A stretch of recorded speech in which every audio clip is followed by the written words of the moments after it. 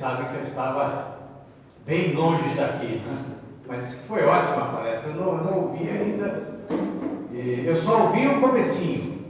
Mas aí o Paulo começou a fazer muita piada, eu peguei e falei, não, deixa eu ver. Não dá certo. Bom, meus caros, como a gente sempre faz, então, na próxima semana nós vamos ter a nossa última palestra. Pois é. Mas vamos fazer um novo ciclo ano que vem, né? Vamos começar a programar desde já. E na próxima semana, para fechar o ciclo, vem falar aqui o Silvio Medeiros. O Silvio Medeiros é um dos publicitários mais premiados do Brasil, com vários prêmios no Festival de Cannes, mas é também um estudioso do pensamento de esquerda em geral. Né? E, inclusive, ele tem duas palestras ótimas no YouTube, uma sobre o Saul Alinsky, que vocês sabem que é um grande mentor da esquerda norte-americana, e uma outra muito boa também sobre o David Horowitz, que é a figura hoje que, depois de ter abandonado a esquerda americana, hoje então ele, livre da doutrina esquerdista, trabalha na área liberal. Liberal no nosso sentido, não no sentido americano, claro.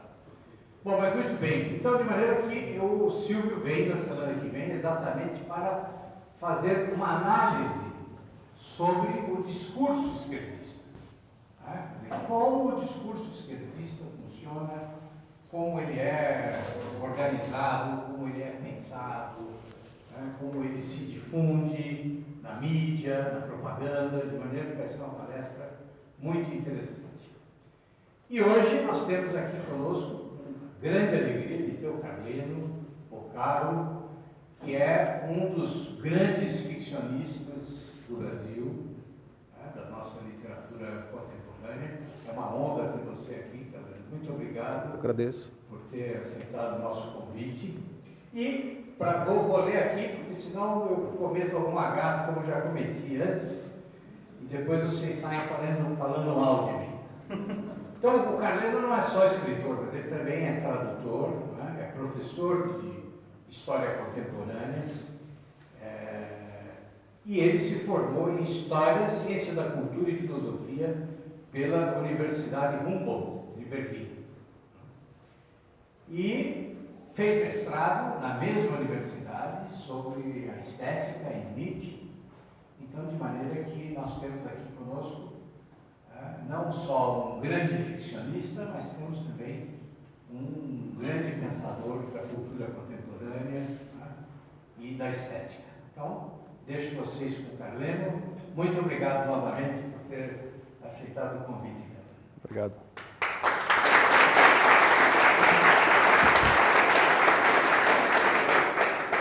Boa noite a todos. Inicialmente agradeço ao professor Rodrigo Gurgel pelas palavras generosas e pelo convite para participar desse ciclo de palestras, ao meu amigo Diogo Coelho, que será que o redator técnico vai me ajudar a passar as imagens da palestra e a presença de todos. Bem, a minha palestra ela está dividida em duas partes. Uma parte mais curta, eu irei falar da conversão, o significado da conversão. Na segunda parte, que é bem mais extensa, não sei se eu vou conseguir lidar muito bem com esse microfone, não estou muito acostumado com isso. Na segunda parte, a parte maior, eu irei falar da relação da conversão, obviamente, ao cristianismo e à literatura. Na parte que eu falar dessa segunda parte, eu irei falar da minha própria experiência pessoal. Eu transitei do marxismo, eu fui para a Alemanha Oriental, vou também mostrar algumas fotos da época. E quando eu fui para a Alemanha Oriental, eu era obviamente marxista, depois veio a minha desilusão com o marxismo e logo eu abracei a filosofia do Nietzsche, né? Que eu me despedi e demorou um pouco mais, eu acho que eu permaneci mais tempo nietzschiano do que marxista. E essa minha despedida, minha desilusão com Nietzsche se deu já com minha conversão. Não foi tanto uma conversão, foi uma reconversão, porque eu fui educado, embora meu pai fosse comunista, mas ele não se portava que minha mãe, que era católica, nos desse uma educação católica. Eu estudei em colégio de padres, né? Eram padres jesuítas diocesanos, mas aos 13 anos eu abandonei o cristianismo e retornei justamente na época em que eu escrevi esse romance, que alguns de vocês têm as mãos, que é As Almas que se Quebram no Chão, na primeira edição. Em 2000, na verdade, ano passado, eu resolvi reescrevê-lo, e aí meu processo de conversão já estava maduro, ou ainda está em processo de amadurecimento, e aí, inclusive, eu vou mostrar para vocês uma parte do livro na primeira versão e na segunda versão. Então, na primeira edição, que foi publicada em 2010, eu vou colocar um trecho e depois vou colocar o mesmo trecho na segunda edição, que aí vai mostrar que é um aprofundamento, né? No modo como eu abordo a temática do livro. Então, será a segunda parte. Nessa segunda parte, eu irei falar dessa relação da literatura com a conversão, eu irei usar a filosofia do Kierkegaard, especialmente a concepção que ele tem das fases da existência. A fase a fase estética, ética e religiosa. Por uma questão de tempo, eu só vou abordar a fase estética, que é o que mais nos interessa aqui. Inclusive, é o tema central do meu livro, né? As personagens, quem já leu e quem pretende ler, as personagens estão em volta no esteticismo exacerbado, né? Então, dando início à palestra, o que é uma conversão? A conversão ela não é uma experiência voluntária, ela assinala... tá bom. Sim, quem estiver interessado, o Paulo Cruz, ali no fundo da sala, já assinou. Ele está lá com os exemplares, um preço bastante acessível. Vocês sabem que os livros da E não são muito baratos, mas ali está com 50% de desconto e o livro está custando a bagatela de 25 centavos. 25 reais. É em dólar. 25 centavos de dólar. Dá quase 25 reais. 25 centavos de dólar. Pois então, dando início, o que é a conversão? A conversão ela não é uma experiência voluntária, ela assinala muito mais a intervenção de Deus em nossas vidas. Para nós cristãos, a experiência mais marcante e significativa é tornar-se crente sobre a ação de uma força irresistível, que não pode provir de nós próprios, mas unicamente de Deus. E o que a torna fascinante é a impressão de uma proximidade ímpar e rara com Deus. A conversão é uma experiência que, em certo sentido, é única para cada convertido, mas, inevitavelmente, ela envolve um processo de descoberta.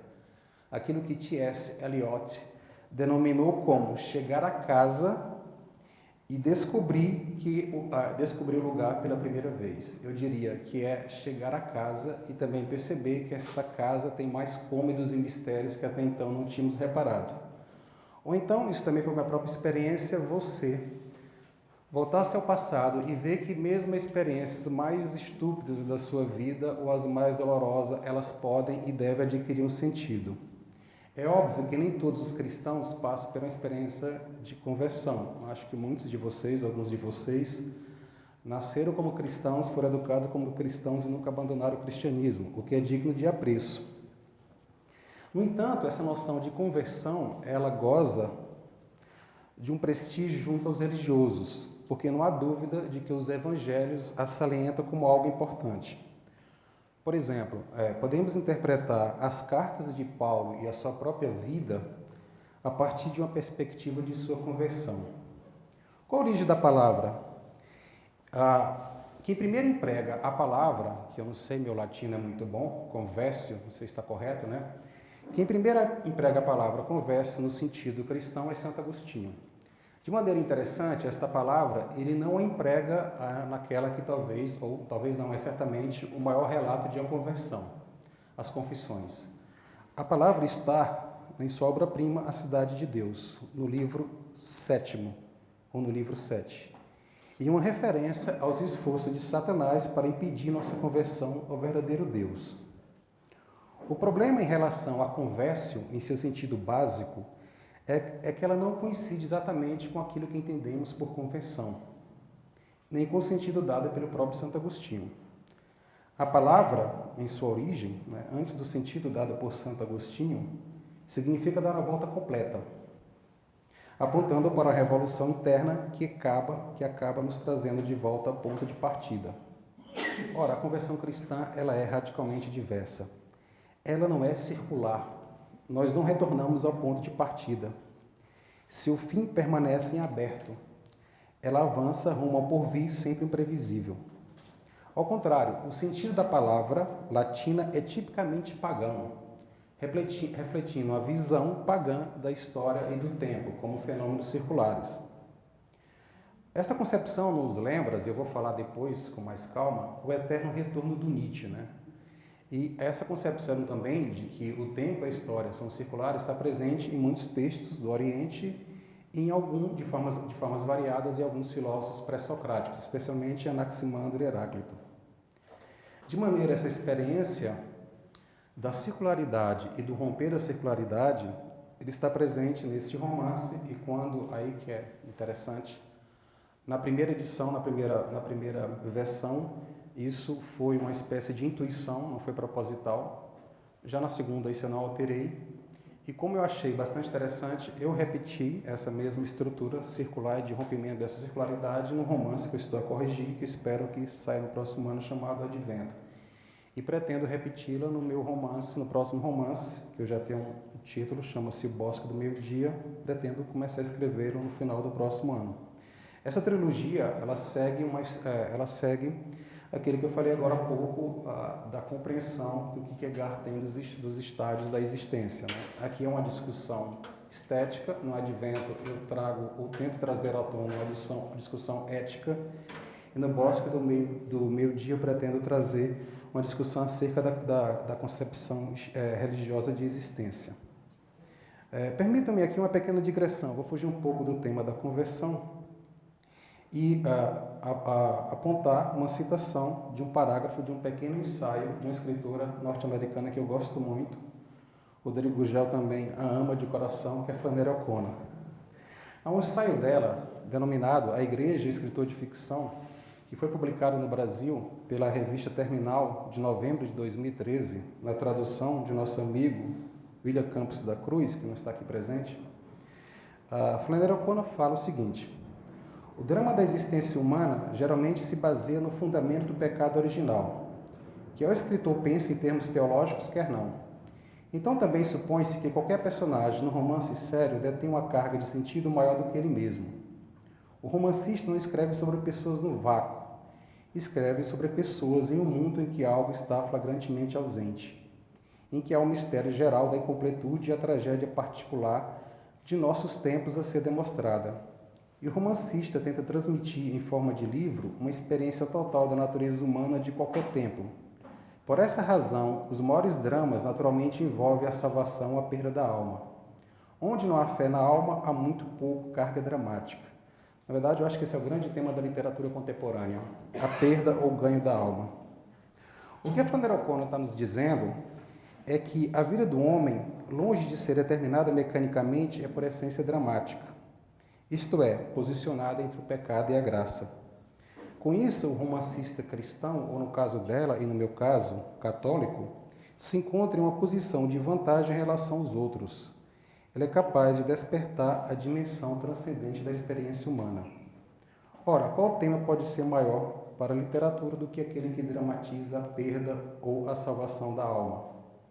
Como eu falei agora há pouco, eu acredito que esse tema está presente em meus romances. Por exemplo, como eu falei agora há pouco, na época que eu escrevi a primeira versão deste romance, eu estava em processo de conversão. Na segunda versão que se encontra aqui, que vocês têm em mãos, essa conversão já tinha amadurecido. Então eu falei agora um pouco dessa estrutura circular de rompimento. Aqui, nas Almas que se quebram no chão, a história ela começa anunciando um evento de grande impacto no livro, que é o assassinato de um personagem, né? Então não estou entregando porque isso já está logo no primeiro capítulo. Nos capítulos seguintes eu faço como que o retorno ao passado. Eu volto justamente a esse capítulo primeiro. Então há uma estrutura circular. Os capítulos finais é um rompimento da circularidade. O problema do Marco, que é o personagem principal do romance, é que esse rompimento da circularidade não é um processo de conversão, como nós estamos discutindo aqui. ele não consegue, na verdade, romper a circularidade no qual se encontra preso. Com a consciência pesada por ter perdido o amor da mulher que verdadeiramente o amava, Luísa, é um nome e tem uma simbologia, Luísa, na verdade, todos os personagens são personagens um tanto amargurados e perdidos, Luísa representa a graça, a luz.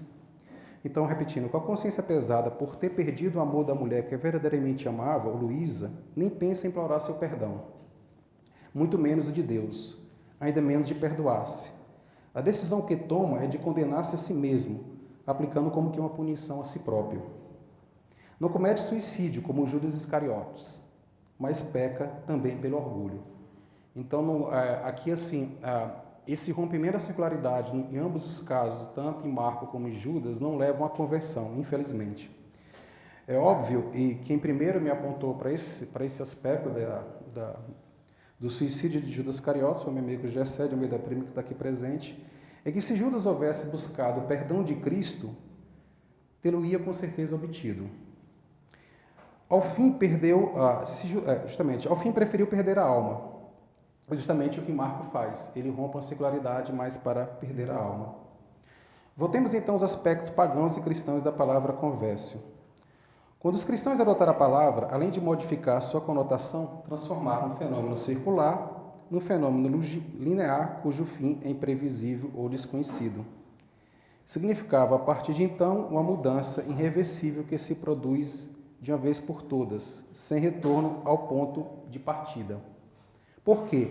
Porque a conversão cristã nos toca tão profundamente que ela nos transforma de uma vez por todas e nos faz, por assim dizer, renascer. É um fenômeno tão marcante que é impossível voltar atrás, mesmo andando de marcha ré ou perfazendo a volta completa. Ora, para nós ocidentais não existe tormento maior do que andar em círculos, né? A conversão cristã, portanto, conota a mudança efetiva que nos possibilita sair do círculo. Pela minha experiência, posso dizer que esta mudança nem sempre é imediata, porém irreversível. Não sei se algum de vocês já passaram pelo processo de conversão, mas isso não se dá num piscar de dedos. Isso demora um tempo. E eu não estou falando de nada inédito. Essa própria experiência nós encontramos nos evangelhos com os apóstolos. E aí eu gostaria de mostrar a primeira citação. Diogo, por favor. Como vamos ver aqui no capítulo 9 de Marcos, a esse trecho aí que diz: porque ensinava os seus discípulos e lhes dizia: o Filho do Homem será entregue nas mãos dos homens, e matá-lo-ão, e morto ele, ressuscitará ao terceiro dia. Mas eles não entendiam essa palavra e receavam interrogá-lo. E chegou a Cafarnaum, e entrando em casa perguntou-lhes: que estáveis vós discutindo pelo caminho? Mas eles calaram-se, porque pelos caminhos tinham disputado entre si qual era o maior. E ele, assentando-se, chamou os 12 e disse-lhes: se alguém quiser ser o primeiro, será o derradeiro de todos e o servo de todos. Por que isso acontece? Assim, hoje, assim, quando eu leio o Evangelho, eu não consigo deixar de rir dessas atrapalhadas dos apóstolos, mas no momento é compreensível, né? Na verdade, eles escutam a Cristo, mas eles não o entendem por completo. Por quê? Porque, na verdade, eles esperam, todos nós sabemos, eles esperam um Messias no modelo de um Davi, né?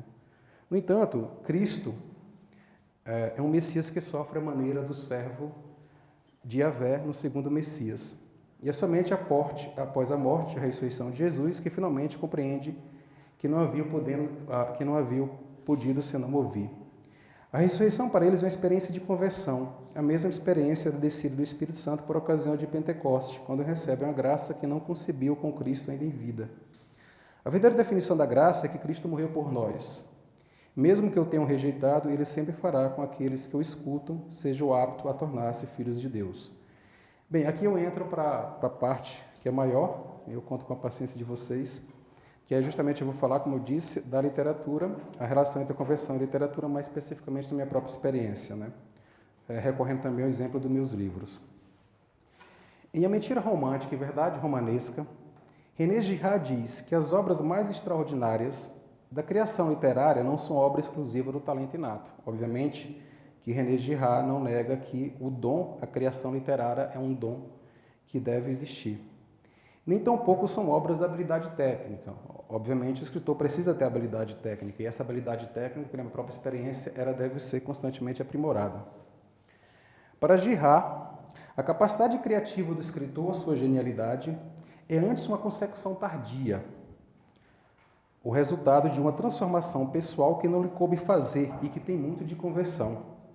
Ora, a noção de conversão confere à obra um passado e um futuro, uma profundidade temporal que os romances sem conversão não possuem.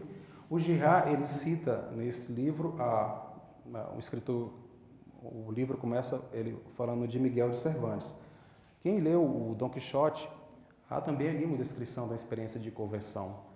Quando Dom Quixote recupera a lucidez já no final do livro, ele se arrepende de algo, ele se arrepende de ter perdido tanto tempo lendo livros de cavalaria. Mas a recuperação da lucidez dele indica que ele, de certa forma, que esse arrependimento tem um sentido, que é justamente a prontidão para estar pronto a receber a graça de Deus. O próprio Dostoiévski, também há um livro do René Girard, inclusive eu escrevi um pequeno ensaio para Dicta e Contradicta, a pedido do Martim. O Dostoiévski também passa por esse processo de conversão. E é inegável que as obras dele tardia, após sua conversão, após ele escapar do fuzilamento, elas têm uma profundidade bem maior do que as obras anteriores. Podemos também ler a Divina Comédia como também um processo de conversão, que é mais ou menos semelhante ao que eu passo, né? Eu passei pelo inferno do marxismo, o purgatório do nietzscheanismo e o paraíso do cristianismo. Claro que eu não estou a dizer que minha obra seja fruto de um gênio, longe disso. No entanto, é inegável, ao menos para mim, que minha obra adquiriu uma profundidade temporal, como diz Girard, após a minha conversão. Em especial se compararmos o meu primeiro romance, né, que esse aqui, na verdade, vocês não vão encontrar, e nem não sei se eu recomendo que vocês o leiam, que ele é um romance que eu publiquei por uma edição própria e ele é carregado de nietzscheanismo. Eu vou ler um trecho dele para vocês perceberem. Agora sim, para falar do processo de minha conversão, por favor, muda o slide aí, Diogo. Aqui vocês têm, se eu tirei de um livrinho em alemão, que é um livro interessante, talvez até para traduzir para o português, que é coisa de alemão, meio maluco. É um livro que conta a filosofia através de imagem. Eu não sei como é que eles conseguiram fazer isso, mas existe o livro, eu tenho um livro em casa, né? Então aqui vocês têm justamente a síntese do pensamento do Kierkegaard, né? Ali está, onde tem aquele cabra lá de peruca, com um caixa de uva na boca, né? Uma mesa em cima que representa o vinho e à direita, à esquerda, uma mulher. Então isso aí é a fase estética, que ela é suplantada pelo desespero. Lá está em alemão, Verzweiflung, que leva à fase seguinte, que é a ética, e por fim, a fase religiosa. Como eu disse, para a questão de tempo, infelizmente, eu vou apenas abordar a fase estética, que é o que está mais presente nesse primeiro livro e na minha própria experiência. O que é que diz Kierkegaard? Kierkegaard nos diz, a partir de uma compreensão da verdade de nossa condição, que podemos transcender a nós mesmos. Quer dizer, está na fase estética, que é a fase de usufruto dos prazeres imediatos da vida, ela só consegue romper através de uma compreensão desta fase, dessa situação. Por outro lado, nos diz que a verdade de nossa condição é a nossa completa e inescapável condição de criatura, que parece nos empurrar ainda mais para baixo na escala da autorrealização, para mais longe de qualquer possibilidade de alta transcendência. Mas isso é apenas a contradição aparente. A torrente de angústia não é o fim do homem, e a angústia é o que marca o esteta. Isto sim, essa experiência é uma escola que dá ao homem a educação máxima, a maturidade final. Viver essa situação de estética, que não é uma experiência tranquila, mas ao passar por um momento de angústia, perceber aquilo que esse momento nos diz. Então, essa experiência é um professor melhor do que a realidade, diz Kierkegaard, porque a realidade pode ser falseada, distorcida e refreada pelos truques da percepção e da repressão cultural, das repressões culturais, mas não se pode mentir sobre a angústia. Desde que você enfrente, ela revela a verdade de sua situação. Só entendendo essa verdade é que você pode abrir uma nova possibilidade para si. Em outra obra dele, O Conceito da Angústia, ele diz: quando a pessoa sabe que o terror, a perdição e o aniquilamento são vizinhos de todos os homens e aprendeu a lucrativa lição de que cada terror que cause alarme poderá, no momento seguinte, tornar-se realidade, irá interpretar a realidade de maneira diferente. Agora, o que acontece quando nós mentimos, quando vivemos essa fase, a fase, o estágio estético, e quando mentimos acerca de nós mesmos? Acontece, por favor, Diogo, a seguinte situação: você vive preso ao imediatismo. Nós alimentamos a ilusão de que podemos realizar-nos pelo desejo, segundo a divisa, precisamos gozar a vida intensamente. É a perspectiva que encerra os personagens, né? Aí é quase que desnecessário, uma procura estéril, pedido sem parar por um desejo frustrado por outro. Nas palavras de Kierkegaard, uma vez que, para a realização dessa forma de vida, o homem depende daquilo que é exterior a ele, que está fora de seu poder, a existência apresenta como desespero de que estas condições lhe possam ser arrancadas. Então, viver preso à fase estética não é uma experiência nada agradável. O modelo para Kierkegaard desta fase estética é o Dom Juan. Eu diria também que, que o Dorian Gray de Oscar Wilde. Quem já leu o livro percebe que o Dorian Gray está preso a um pacto diabólico. Por quê? Porque ele coloca a beleza como único valor supremo. E ao deixar seduzido por um simulacro de beleza, ele termina no final por ajoelhar-se diante de uma figura extrema, que é o quadro, que é o retrato dele, envelhecido, né? A mentira que ele acata corrompe sua alma e tudo que ele toca, isto é, as vidas que ele destrói por sua ação. E ao reverenciar o mal, ele renuncia o bem. Em vez de uma abertura de alma, o que ele obtém é um fechamento que impede todo e qualquer renascimento. A graça parece-lhe suspeita e ele termina por perder a sua alma. Para ficar bem claro o que é o esteta, eu vou usar um exemplo aqui, e não é fazendo nenhum jabá, tá? Que eu, na verdade, não sei nem muito bem o que é o jabá, mas se ele estivesse presente aqui, ele iria me esclarecer, que é o livro do nosso querido amigo Martim Vazquez da Cunha, um trecho do livro A Poeira da Glória. O Martim, ele leu para mim um capítulo, uma caminhada que nós fizemos junto, ele leu um longo capítulo, mas esse trecho aqui eu roubei do Facebook. Agora, quem é o esteta? Isso é pavoroso, tá? Quem é o modelo supremo do esteta no tempo atual? Talvez o tipo mais esteta que pode existir na face da Terra, infelizmente, nós brasileiros, né? Então, o Martim Vazquez da Cunha diz o seguinte: o brasileiro é possuído por uma ideia de belo que não precisa do bom, nem muito menos do verdadeiro. O que lhe interessa é a aparência, o disfarce, a dissimulação. Então, assim como Dorian Gray, talvez nem tanto como Dorian Gray, pior do que o Dorian Gray, nós tendemos a separar os três princípios inseparáveis: o belo, o bom e a verdade. Para ilustrar o último exemplo, que é um esteta, vou contar para vocês uma experiência na última sexta-feira. Como eu não posso fumar em casa, eu sou fumante, a minha patroa, que é uma descendente de italiano de sangue quente, ela me expulsa do apartamento. Então eu desço para fumar. Então na sexta-feira, onde eu moro fica próximo da faculdade de medicina. Eu estou lá fumando, no final da tarde me passa um jovem, eu diria bonito, que eu não acho bonito, mas simpático, você vê que de boa classe social, bem nutrido, com uma camiseta corada, com a camiseta com o seguinte escrito. Não era assim, né? A camiseta não estava todos os estantes, estava ao contrário. Estantes todos, : choupadas. Assinado Os Alucinantes. Esses somos nós brasileiros, né? Damos mais importância às choupadas do que a qualquer outras coisas. Bem, e todos esses exemplos descrevem aqueles que Kierkegaard chama, ou podemos chamar, do homem inautêntico. É o homem que evita desenvolver a sua singularidade, segue modelos de vida automático e pouco exigente, ao quais foram condicionados quando crianças. É inautêntico porque não pertence a si mesmo, não é uma pessoa própria, não age a partir de seu próprio centro, não vê a realidade nos termos dessa realidade.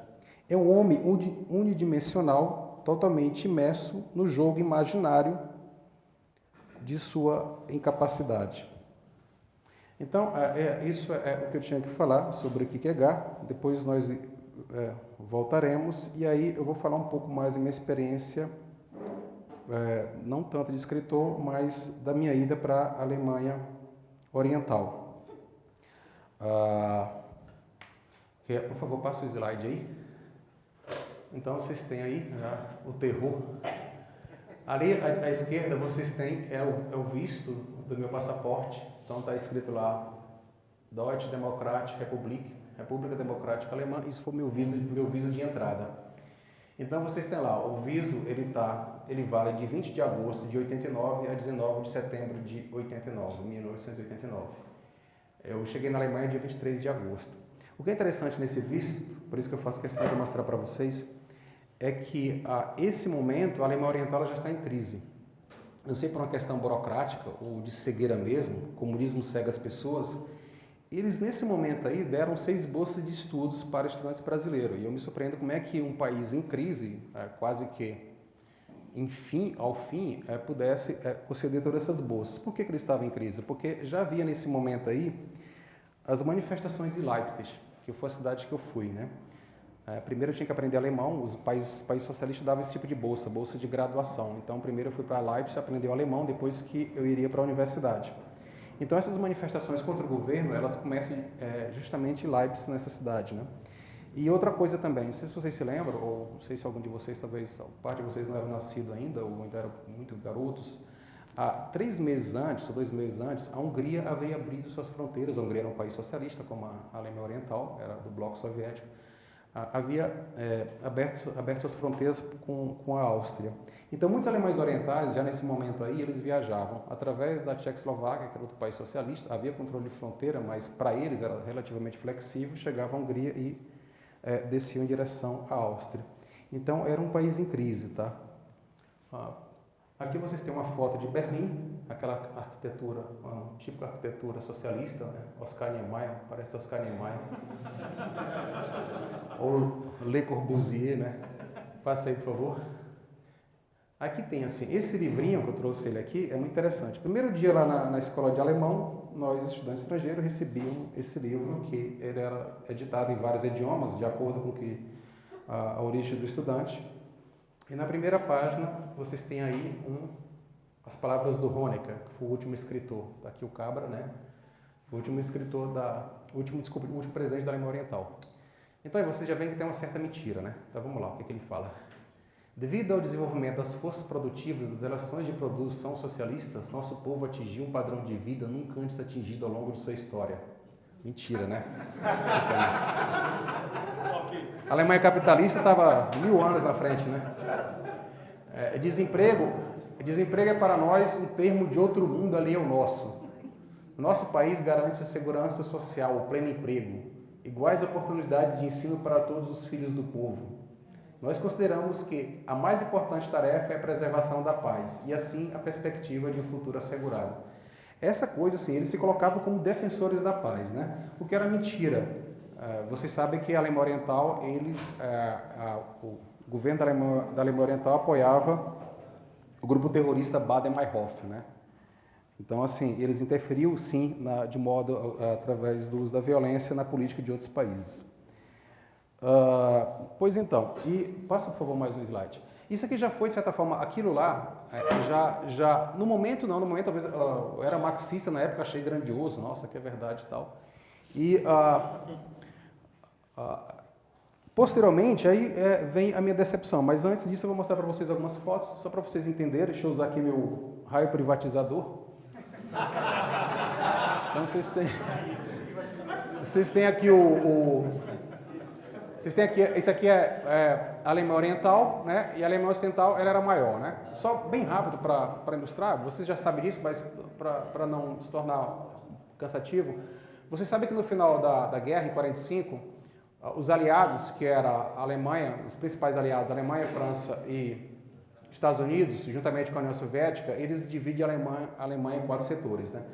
Essa parte aqui, que terminou tornando-se a Alemanha Ocidental, foi dividida em 3 setores, né? A parte mais ao norte ficou nas mãos dos ingleses, a parte ao meio na mão dos americanos e o sul na mão dos franceses. Posteriormente, as 3 partes se uniram para formar a Alemanha Ocidental.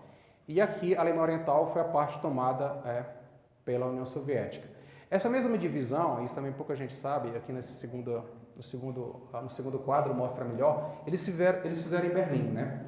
Então, Berlim, essa parte aqui é Berlim Ocidental. Então, essa parte aqui pertencia à Alemanha Ocidental. É como se tivesse uma ilha dentro de outro país pertencente a um outro país. Então, claro que você podia viajar, o Saul fez essa viagem, né? Ele me falou. Você podia viajar da Alemanha Ocidental para Berlim Ocidental, havia aqui as autobahns, mas tinha controle de fronteiras. Quando você se aproximava de Berlim, também havia 2 controles de fronteira. Por quê? Justamente para impedir os alemães orientais, né, de fugir do comunismo. E por isso que eles construíram o muro. O muro contornava essa parte aqui, que foi construído em 61. Né? Então, essa era o muro de Berlim. Passei por favor, Diogo. Aí tem umas fotos horripilantes, que sou eu. Estou aqui no meio desse monte de ismaelita, como diz o Gessé. Eu estou aqui. O mais baixinho de todos. O cearense aqui que não se confunde. Vou dizer que eu sou parecido com esses cabras, não, né? Pois então, aí essas fotos foram tiradas quando a gente concluiu o curso de alemão, né? Um ano morando em Leipzig, então teve uma festa que todos os alunos passaram, então eu já estava pronto para ir para a universidade. Eu ia para Berlim, né? Então estavam esses cabras aí do IEM, uns até usando umas facas aqui, ó, aqui tem uma faca enorme, que eu acho que devia ter uma autorização pessoal para eles entrarem lá, né? Hoje ele está usando as facas para outras coisas, né?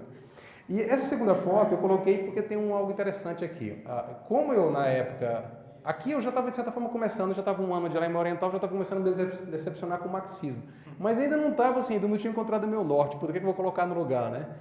Eu acho essa foto ilustrativa porque essa universidade, em Leipzig, ela tinha um nome, assim, há uma tradição muito interessante na Alemanha, que nós deveríamos copiar as coisas boas. As universidades da Alemanha, geralmente, elas homenageiam um grande vulto da história alemã, especialmente no campo da área cultural, né? Então, essa universidade de Leipzig, que ela se chamava, na verdade, eles mudaram o nome para Karl Marx, né? O nome anterior dela era Leibniz, então era homenagem ao Leibniz. Então, aqui você tem uma estátua do Leibniz. Atrás, se vocês verem, é um prédio modernoso, era um prédio horroroso, acho que de 30 andares, na forma de um livro. Novamente, a arquitetura à la Oscar Niemeyer, né? Eu acho legal porque é o seguinte, porque a gente sabe que o Leibniz está longe de ser um filósofo ateu, né? Então, assim, eu estou mais aqui próximo do chão do que vamos dizer assim, da transcendência, né? De Deus, né? E nesse tempo as fotos não eram como hoje, que você pode tirar, apagar, né? Então você tirava, mandava revelar, se estivesse errado, ficava errado, né? Do torso para baixo. Justamente, e aqui eu estou assim, é mais chão, né? Eu estou aqui quase como, vamos dizer assim, como um verme rastejando, né? E era essa mesma ideia.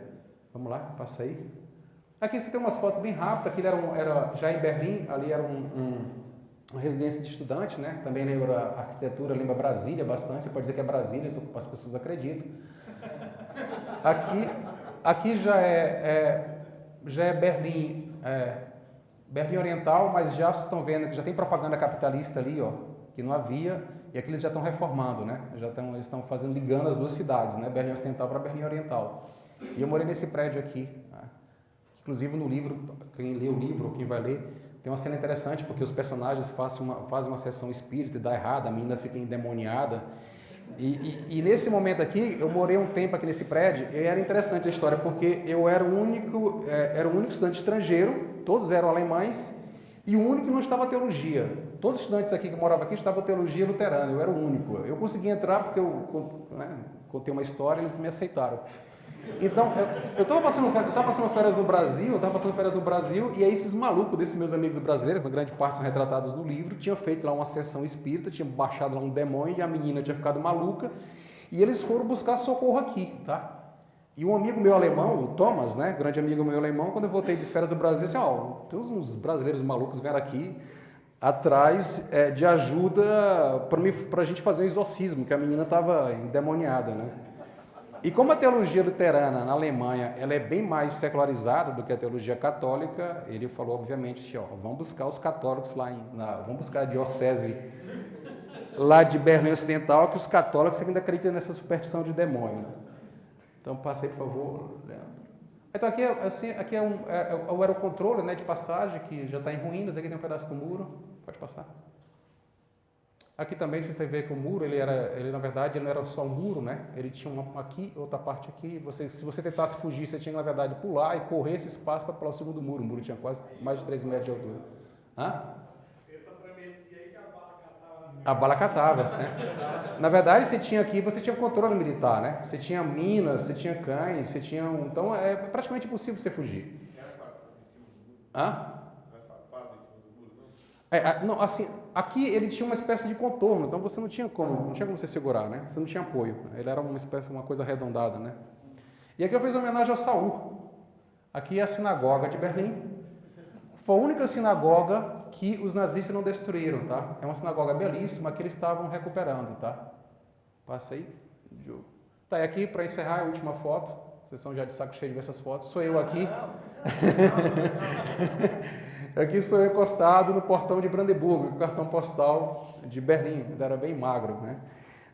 Então, assim, passa aí para me ver qual é o próximo slide. Ah, tá. Isso aí é o personagem contando quando ele desceu em Leipzig, né? Acho que a gente já pode até antecipar e ler, né? Então, essa experiência do Marco que está no livro é a mesma experiência que eu tive. Na verdade, eu me inspirei bastante para contar minhas primeiras impressões quando eu desci lá em Leipzig, né? Então, lá está escrito: Marco, que é o personagem principal do livro, sentia-se adentrar no mundo cujas leis dependiam dos caprichos de um Deus enlouquecido. Através da janela do avião, que se preparava para aterrissar em Leipzig, ele se esforçava para entender o que via. Os carros antiquados de cores mortas, isso realmente era o comunismo, né? Que corriam inseguros por vias estreitas e rústicas. As casas que eram ásperas, sem vida, tristes, enegrecidas pela fuligem. As árvores que pareciam calcinadas ou chumbadas, o ar embaçado e doentio, que aparentemente provocava náuseas e morte. Mas era o verão, e o sol iluminava uma orla deformada. Após uma escala em Frankfurt, embarcou no voo que seguia para Leipzig. Era uma impressão que mal podia entender. Talvez a entendesse como lembrança de um sonho atormentado. Nunca vira aquilo, o jato imenso para 3 passageiros, ele e 2 jornalistas franceses. As aeromoças dirigiam a ele olhares impotentes e compassivos. Elas nada podiam fazer. Marco descia ao inferno, mas ao contrário dos franceses, para não mais sair. O aeroporto semelhava mais um campo de pouso. Um casal que usava farda de tecido grosseiro, desbotado, de espírito dolente e desconfiado, revistou as malas. Agressivo, fazia perguntas e resmungava, e ele ficava apontando, porque era naturalmente uma situação absurda, para o passaporte aberto na página do visto, embora não soubesse o que estava escrito ali. Eu não sabia alemão no começo, né? Fui lá primeiro para aprender, né? Finalmente o soltaram. Ele se viu no pequeno átrio, mal iluminado, quase vazio, e como tudo naquele lugar, sufocado por uma atmosfera cinza fantasmagórica. Mostra só o próximo aí. Tá, isso aqui você pode voltar lá, por favor? Então, assim, eu mostrei essas fotos e li esse trecho para mostrar, assim, para falar da minha decepção com o marxismo, de que forma que aconteceu a minha decepção com o marxismo, que, de certa forma, foi um primeiro passo, vamos dizer assim, rumo à minha conversão tardia, uma conversão posterior. Primeiro aspecto, nós éramos obrigados, todos os alunos dos países socialistas, eu acho que em Cuba ainda é assim, eram obrigados a estudar marxismo-leninismo, né? Então, assim, a gente era estudante estrangeiro, os textos que a gente trabalhava na sala de aula eram os textos de Marx e de Lenin. E eu já comecei a odiar aquela coisa, porque eu achava muito chato, assim, para mim era insuportável. Eu me fui perguntando, nossa, por que não se usa um texto de um escritor alemão ou um escritor austríaco? Não, eram os textos de Marx e de Lenin. E além do que, esses textos me diziam, assim como lá o pensamento lá do Honecker, que eu li para vocês, que, na verdade, o que havia por trás era uma grande mentira. Porque os textos apregoavam, os textos passavam, era um mundo ideal que você não via no seu dia a dia, né? As coisas eram tão difíceis, não vou estar aqui em detalhe por questão de tempo, as coisas tão difíceis que não tinha como você se decepcionar, não tinha como você não se decepcionar. Então, esse era um aspecto, a mentira, né? Outro aspecto que levou à minha decepção, a ausência de beleza, né? Não beleza aqui que a gente está falando no sentido depreciativo, no sentido estético, mas da arquitetura, a cidade, né? Leipzig era uma cidade, antes da guerra, era a segunda maior cidade da Alemanha, o centro editorial da Alemanha. Depois da guerra, que ficou na parte comunista, era uma cidade em franco processo de decadência, os prédios não eram reformados. Eu não sei se é verdade, mas eu li que isso é proposital, tá? Inclusive em Cuba. Que, na verdade, por que lá os Castros deixam os prédios da parte histórica de Havana caírem? Isso não é porque eles não tenham dinheiro, talvez poderiam até obter verbas, como sempre, dos países capitalistas. É porque é a ideia de que é como assim, cortar a ligação do homem com o passado, né? Então, assim, deixar um prédio histórico cair, colocar no local um prédio, essa arquitetura horrenda, moderna, é fazer com que o homem perca a relação com o passado. Então, essa ausência de beleza foi o segundo ponto. E o terceiro, não menos importante, mas esse aspecto eu só fui perceber bem mais tarde, mas isso é de suma importância para um escritor, é a visão que o Marx tem do ser humano. E há pouco tempo eu li um ensaio do Dalrymple, não sei pronunciar meu inglês é uma porcaria, que foi publicado há pouco tempo pela Realizações, de um livro seu chamado Nossa Cultura, o que restou dela. Neste livro, que eu recomendo vivamente, há um ensaio muito bom que ele compara Marx com Turgenev, né? Então, Dalrymple fala que Marx sempre vê as pessoas não como indivíduos dotados de consciência, caráter, sentimentos, virtudes e fraquezas morais, mas, essa imagem é sensacional, mas como flocos de neve no avalanche, como ocorrência de forças gerais, como se não fossem integralmente humanos, uma vez que essencialmente condicionado pela circunstância. Bem, essa é uma visão que não me interessa nem um pouco, né? Como escritor, interessa-me apresentar meus personagens como seres humanos completos, dotados de livre-arbítrio e de escolhas morais. Por conseguinte, isso é que é genial também, que a gente percebe depois, né? Depois que a gente conhece, não sei, eu não conheço a fundo ainda o cristianismo, eu estou em processo de conhecimento, mas o que é sensacional, tanto no cristianismo como no judaísmo, é a explicação da natureza humana apresentada pelo pecado original. O pecado de ter nascido com a inclinação ao mal, típica da natureza humana, isso é inegável, é infinitamente superior àquela apresentada pelo marxismo, né? Vocês vão de concordar. Perdi aqui uma página. Está aqui. Então, assim, aí o que é que eu abraço depois de Marx, né? Eu encontro o velho Nietzsche, né? Não sei se foi uma boa coisa, mas de certa forma, assim, o Nietzsche... depois eu vou falar assim, quais são as minhas restrições ao pensamento dele, né? Antes de tudo, a gente vai ler aqui um aforismo que vocês também, é um aforismo batido, muitos de vocês conhecem, que é o aforismo 125, do livro dele, A Gaia Ciência, né? Então, está escrito lá: não viste falar daquele homem louco que, em plena manhã clara, acendeu um candeeiro, correu para o mercado e gritava incessantemente: estou procurando Deus, estou procurando Deus. Então, como lá se reunisse justamente muitos daqueles que não acreditavam em Deus, provocou ele então grande gargalhada. O homem louco saltou em meio a eles e disse: nós o matamos, vós e eu. Nós sentimos o cheiro da putrefação divina. Os deuses também apodrecem. Deus está morto, Deus continua morto, e nós o matamos. A grandeza deste feito não é demasiado grande para nós. Não teríamos que nos tornar nós próprios deuses para apenas parecer dignos dela? Então, assim, isso na época que eu estudei, e como o professor Rodrigo Gugel falou, eu fiz o meu mestrado sobre o Nietzsche, sobre a concepção dele que tinha estética, eu achei isso aí formidável, né? Essa invocação de nos tornarmos Deus. E eu via nessa invocação de nos tornarmos Deus, na minha própria pretensão de me tornar um escritor. Agora, o que o Nietzsche quer dizer com esse aforismo? Ele quer dizer, na verdade, que os valores ideais até então existentes, tanto os valores éticos, né, os valores culturais, eles não tinham mais sentido, eles perderam a sua influência e poder. Essa situação que o Nietzsche avalia como bastante grave, ele denomina de niilismo. No niilismo impera o tédio, o estado de negação da vontade. O homem pressente o fim da cultura. O que o Nietzsche propõe como remédio? Como solução do problema, né? Dessa ausência completa de valores, que é descrita no enunciado de que Deus está morto.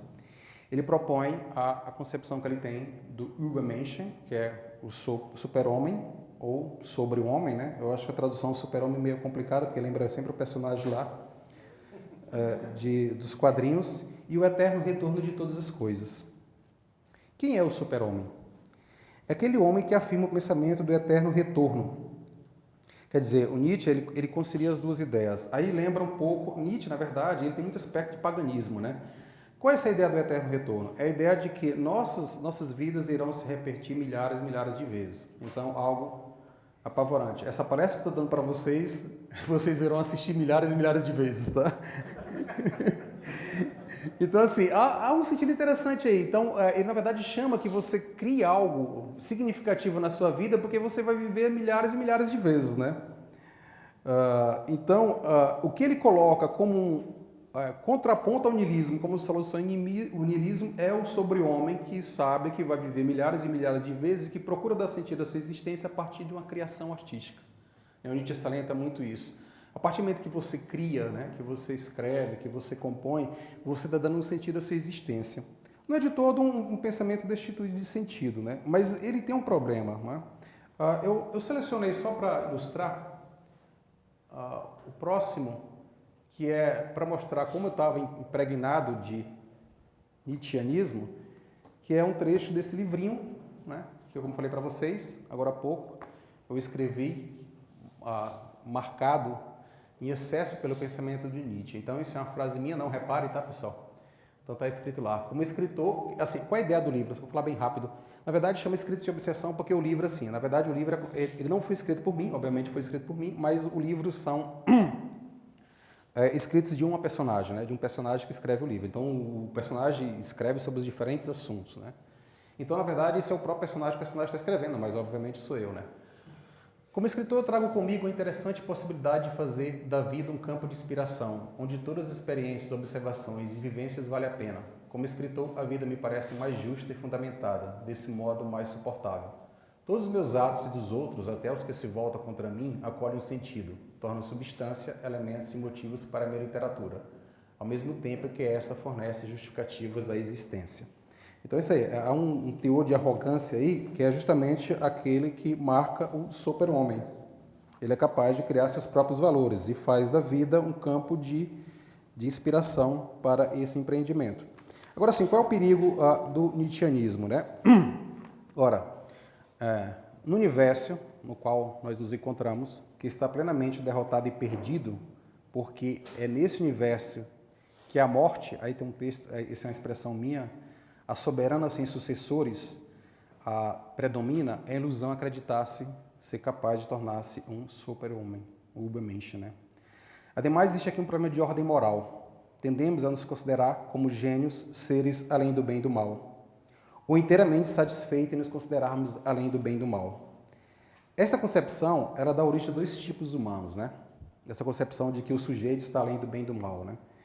Ele dá origem ao tipo que é muito presente no nosso tempo, o intelectual ou o ativista político, que anseia conquistar a natureza e a ordem social tradicional recalcitrantes, buscando a obtenção do poder, aquilo que Nietzsche vai chamar de a vontade de potência.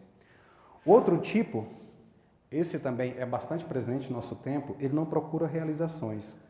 É o indivíduo isolado e alienado em suas ambições mais hedonistas. Procura, sobretudo, criar um estilo de vida que tem sido cada vez mais definido como aquele que desafia convenções morais e sociais. Então, esse segundo tipo volta lá aquilo que o Kierkegaard critica como o estádio estético, né? É o indivíduo que vive preso a um hedonismo exacerbado. Como observa René Girard em um vídeo que está disponível no YouTube, que chama-se O Sentido da História, Hölderlin, Dostoiévski e Nietzsche, é evidente que a visão de Nietzsche é incompleta e não funciona, uma vez que a experiência religiosa que nos salva da loucura. Ao tentar assumir o lugar de Deus, que não está obviamente morto, esta é a proposta por trás do super-homem, obviamente, deparamos com dois caminhos, o da barbárie ou de um fim como o do Nietzsche, o da completa loucura. E realmente, assim, nessa minha fase nietzschiana, e quando eu escrevi esse livro, inclusive tem um capítulo aqui, que é uma invocação à loucura, então a minha pretensão era enlouquecer, que chama... Onde é que está o capítulo? Olha como o nome do capítulo. Pela derradeira ousadia, o triunfo da loucura. Então, assim, o que o René Girard afirma nesse vídeo, isso é fato. A filosofia do Nietzsche, ela pode levar à loucura, como levou o próprio Nietzsche, né? E segundo Girard, ele fala de relatos médicos que descreve a loucura do Nietzsche, ela foi do pior tipo possível. Eu acho que era daquele tipo que o sujeito mordia, ficava se mordendo, né? O próximo vídeo, a próxima imagem, aí tá, já estou quase no final da minha palestra. Aí é o favela, tá? O que é o favela? É onde se passa a história das almas que se quebram no chão. Grande parte do livro, eu acho que 70% do livro, se passa nesse local. O que era o favela? Quando a Alemanha Oriental deixou de existir e a unificação ainda levou 2 anos. E como eu falei, Berlim Oriental, que era Berlim do lado comunista, era muito deteriorada. Então você tinha muito prédios assim, caindo aos pedaços em decadência. Quando o comunismo deixou de existir, muitos estudantes aproveitaram esses prédios que estavam lá quase que abandonados e ocuparam esses prédios. E esse prédio especificamente, ele ficava, hoje ele foi dinamitado, né, não existe mais, ele ficava numa parte que hoje é uma das partes mais caras de Berlim. Ficava inclusive próximo do portal do Brandenburgo, foi aquela última foto que eu mostrei para vocês. E próximo do muro. Por que ele era um prédio que não, talvez aí havia uma razão dele não ser cuidado, ou talvez fosse até não habitado, porque como estava próximo do muro, e em Berlim Oriental os comunistas não deixavam que as pessoas morassem próximo do muro, né? Eles permitiam pessoas de idade, né? Que naturalmente uma pessoa velhinha não tinha força para pular o muro, então eles deixavam, né? Então assim, o que acontece nesse prédio aí, né? Ele é ocupado por estudantes. Essa história que eu estou contando, pessoal, é ficcional e também é realidade, porque na verdade eu presenciava e eu vi essas histórias dos meus amigos brasileiros lá da universidade. Então aconteceu, 2 brasileiros que estavam vindo de Moscou, eu também escrevi isso no livro, eles são convidados por um alemão que mora no prédio aí para ocupar um andar. E lá pelas tantas, o que é que eles fazem? Eles se reúnem expulso expulso na base da pancadaria os 2 poloneses que moram aí. Tá? Parece assim, Vespa, quando ocupa uma colmeia de abelha, expulsa todo mundo, ficou só os 2 lá. E o que eles fazem, né? Eles têm uma ideia de abrir um bar nisso aí. Então eles quebram a parede, na verdade isso não é a entrada do prédio, isso é o fundo os fundos do prédio. A entrada não está aqui, fica em outro lado.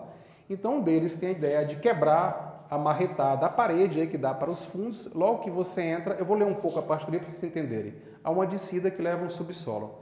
E nesse subsolo eles têm uma ideia de abrir um bar que vende só caipirinha, assim, não tinha outra bebida, era só caipirinha. E no preço muito alto. Então eles ganham muito dinheiro. Esse bar, ele ficou tão famoso que agora um amigo meu que mora na Suíça, é brasileiro, ele mandou para mim um livro que eu tirei a foto, um livro que saiu agora na Alemanha, falando justamente assim, é um livro eu li o livro, então você percebe que é um cara sociólogo de esquerda, então ele fica meio que lamentando o fim de todos esses prédios caindo no pedaço, e ele tem um capítulo inteiro que ele fala do favela. Então eu dou o nome favela e se realmente existisse favela. Esse bar ficou tão conhecido que o Fernando Gabeira visitou lá. Acho que o Fernando Gabeira era, na época, repórter da Folha de São Paulo, ele foi lá fazer uma reportagem. Então, pessoas da Alemanha, assim, engraçado, porque isso também eu coloco no meu livro, assim, modéstia à parte, acho que no meu livro, eu cheguei assim, eu cheguei a preconizar e prever muitas coisas que estão acontecendo. Eu vi agora no Facebook, semana passada, que na Alemanha eles estão construindo uma espécie de favela, que é para os alemães ter uma sensação de que é visitar uma favela. Então, o Disney World... Disney World, né? Disneylândia de favela temática, né? Então, pois então, isso no livro eu falo disso aí, né? Um dos personagens fala desse apreço, acho que por uma saturação saturação existencial, eles buscam esse tipo de experiência ao extremo, né? Então, isso aí virou assim um lugar assim que as pessoas iam visitar, assim, era um local de visita, né? Então, aí se passa grande parte do livro. Mas antes que é o encerramento da minha palestra, antes de eu ler o trecho aí que eu descrevo, a descida ao inferno, na verdade, que é ao entrar nesse buraco, eu gostaria de comparar 2 partes, assim, para vocês perceberem, por favor, passe aí, Diogo, o próximo. Assim, vocês têm lá, nas 5 linhas acima, um trecho do meu livro, esse que vocês... Aqui está aqui, em que eu escrevi em 2008, né, em meu processo de conversão, né? E a segunda parte, que é bem maior, aí eu já escrevi o ano passado, em que, como eu falei, minha conversão estava ou está mais madura. Então dá para perceber assim que houve aí aquilo pelo menos eu vejo assim, né? É possível concordar, não dá para concordar com Girard que um romance de conversão, ou então assim, que a conversão está amadurecida, ela é superior daquele que não é de conversão ou que ainda está ali como os apóstolos meio perdidos sem entender qual é a mensagem de Cristo, né? Então tá lá, Marcos subiu os lances restantes da escada, desta vez atraído por um diálogo estrangeiro, distinguiu as palavras da e niet, que é sim e não em russo, né? Diante da porta escancarada do apartamento, Dias, que é um personagem, o viu, mas fez que não o conhecia, franzindo as sobrancelhas como avaliar um estranho. Um sujeito negro, alto, muito magro, a boca enorme, os olhos esbugalhados, cabelos rastafares, brinco nos lobos das orelhas grandes, olhou para trás. Aí já é a segunda versão que vocês têm em mãos, né? Que aí minha conversão já está bem madura. Que eu acho que ficou bem melhor, acho que vocês verão de concordar comigo, né? Marcos subiu, espero, né? Marcos subiu os últimos degraus da escada. Atraiu um diálogo em alguma língua estranha, distinguiu as palavras da e niet. Diante da porta escancarada do apartamento, bem na sua frente, encontrou Dias, que agiu como se não o conhecesse. Ele cerrava os olhos e tremia os lábios, e parecia murmurar uma prece contra o desespero.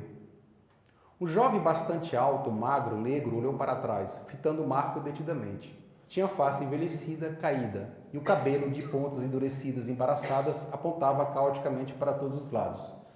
Possuía a boca enorme, os lábios rachados e feridos, e de suas orelhas rugosas, como a de um velho elefante, pendiam duas imensas argolas douradas. Os olhos eram esbugalhados, mas havia neles uma perturbação meio desconfiada, meio perplexa, que brilhava e apagava de modo que Marco não conseguia entender. Esse personagem aí... Obrigado, professor Tobaldi.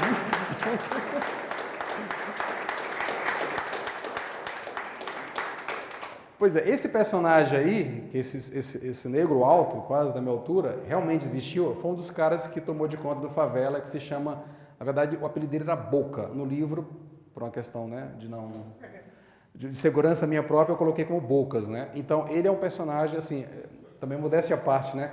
Eu acho que é um dos personagens mais terríveis da literatura brasileira, mesmo sem minha pretensão, né? Então, esse aqui é o momento que o Marco encontra esse personagem chamado Bocas, né? Para encerrar, eu vou ler um trecho do romance, volta, por favor, lá a imagem do Favela, que é justamente a descrição do personagem entrando aí nesse local, né? Elas estão aqui. Você tem um personagem que é o Barad, né? O Barad, como eu disse no primeiro capítulo, ele é assassinado, né? Mas aqui ele ainda está vivo ainda. Então, assim, eu vou mostrar para vocês ele entrando nesse local aí.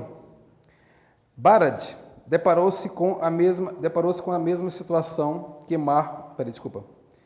Barad, assim como Marcos, ora antes... desculpa, pessoal, só uma observação. Como eu falei agora há pouco, houve nesse local aí uma sessão, que isso também aconteceu, né, como eu falei para vocês.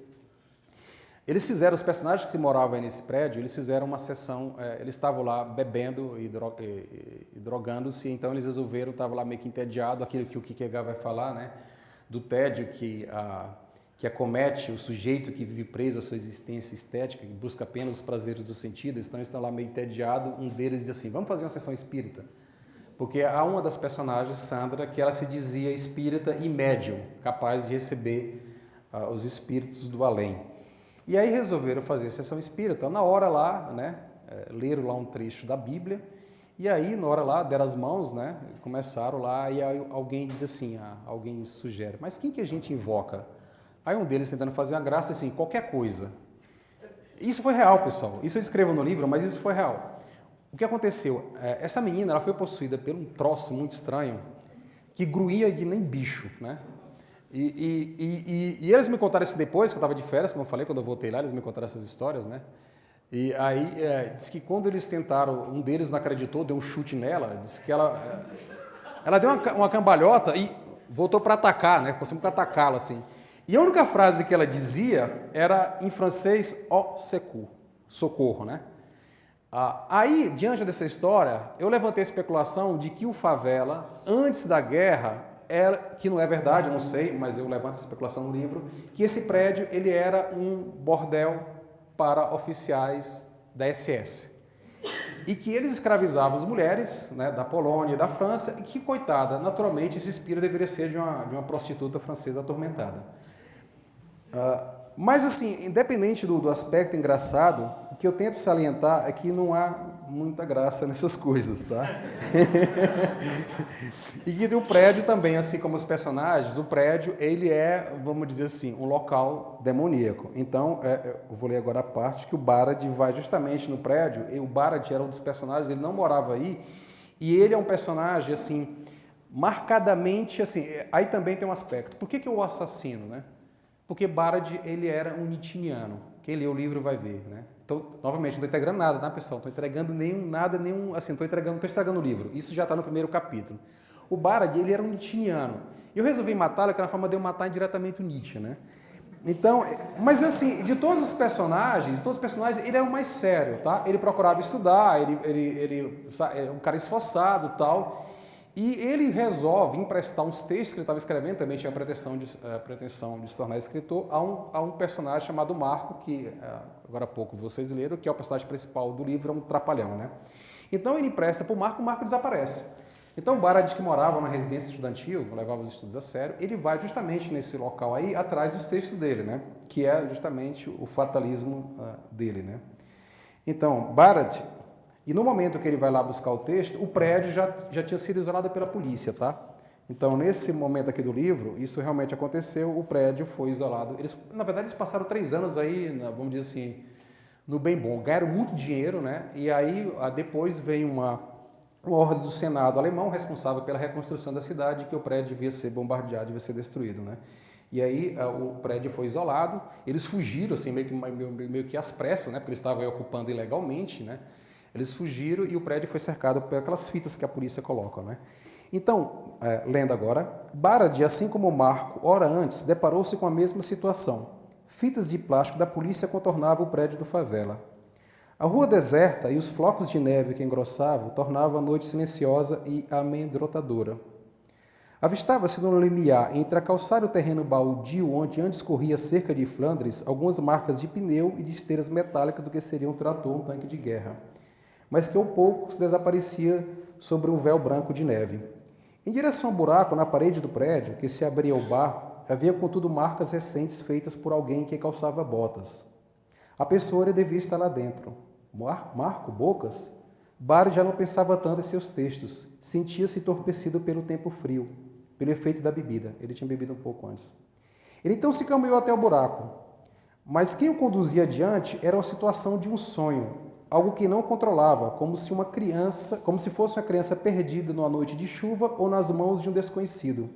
Numa bifurcação, após atravessar o buraco, que dividia o caminho à esquerda para uma pequena elevação e à direita para uma escada, Barad optou pela elevação. Ele logo se viu ligeiramente à direita, diante de um pequeno quarto cuja porta estava apenas encostada. Entrou, tateou a parede à procura do interruptor de luz. Encontrou, mas não funcionava. Ele então acendeu um fósforo e a luz fugaz do palito iluminou o colchão velho, roupas sujas amontoadas no canto, várias revistas pornográficas, algumas garrafas vazias, um livro pisoteado. Ele se agachou e tomou o livro nas mãos. Estava sem a capa do verso e as derradeiras páginas. Era o Processo de Kafka. Após colocar o livro sobre o colchão, saiu do quartinho direto para uma espécie de ponte estreita e pequena. Ali tal, com a grade lá, a ponte estreita e pequena, né? Ao atravessar, ele olhou o céu. A neve que continuava a cair, e o céu de Berlim parecia uma muralha de nuvens cinzentas. Topou de repente com um quarto maior. Voltou a acender um palito de fósforo. O lugar parecia mais arrumado, embora se encontrasse no mesmo estado de abandono que o cômodo anterior. Aproximou-se de uma mesa, sobre cuja superfície estava riscado, com a ponta de uma faca, um pentagrama com seu vértice para baixo, inserido no espaço de suas 5 pontas a cabeça de um animal. Um porco, um bode, ou talvez fosse um javali ou uma hiena.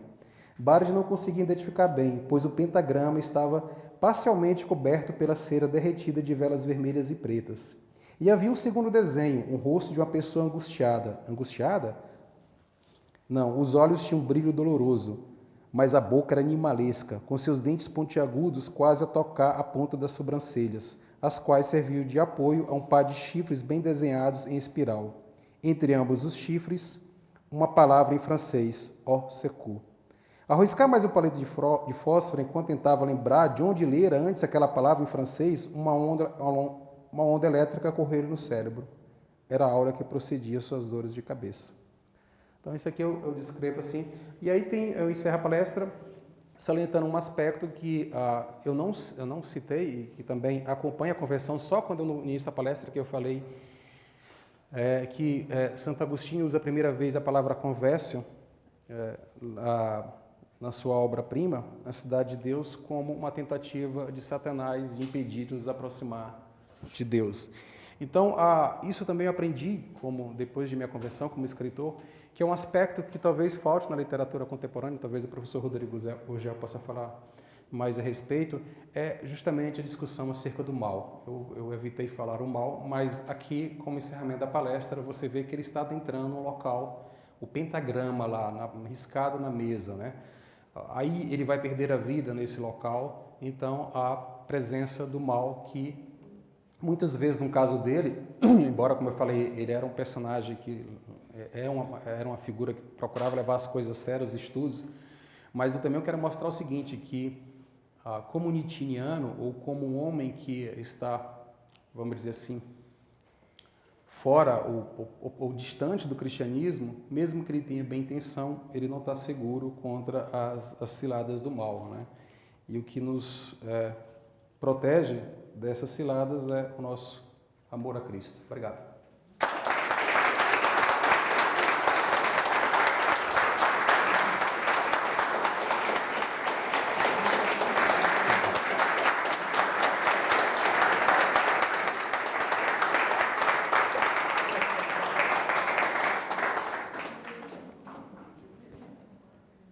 Acho que você pode...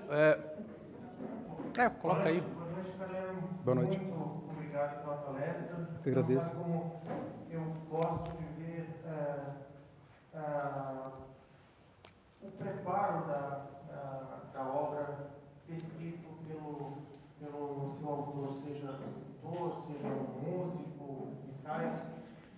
E eu gostaria que você comentasse com o público algo que você comentou conosco acerca de uma cena do Marco que você escreveu quando estava voltando para o Brasil e foi até aquele, se não me engano, era uma igreja